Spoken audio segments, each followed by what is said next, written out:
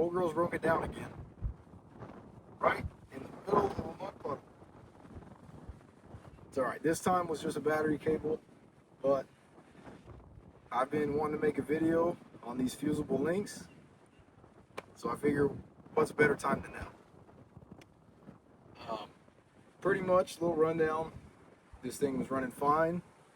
I hit a speed bump and it just shut off, and then it would crank and then start up perfectly and then just immediately die.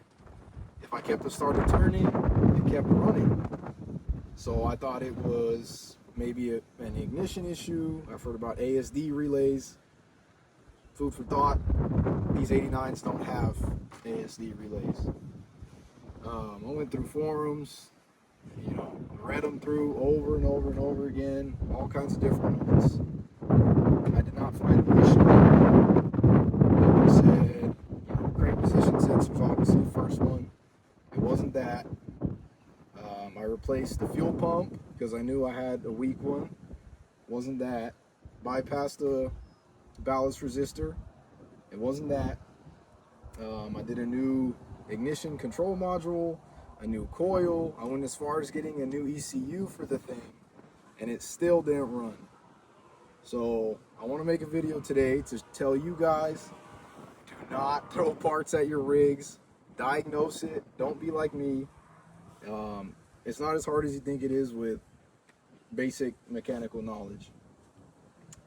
So I'll show you the fusible links because I could not find any videos on YouTube. Of course, there's all kinds of different vehicles out there that have them. I didn't find any specific to the Cherokees. So they're going to be these in here. We have this orange one, this green one, and you're going to have a couple of them. In my case, it was an orange one, and I replaced it with this cartridge fuse. Now, that's not the right way to do it. Ideally, you want to get another set of fusible link. The part stores that I had reached out to, they hadn't had any in stock, and most of the time they didn't even know what I was talking about. So that's going to be them there. Also, don't make the same mistake as me. When I was inspecting these, I had taken off the main bolt for the power, and I arced it on the AC, and I blew the starter relay, so I had to do a new one of those. So just disconnect your battery cables first, which of course is what everybody tells you to do when working electrical. But so yeah, in my case, what it was that fusible link. I went through, tested all of them.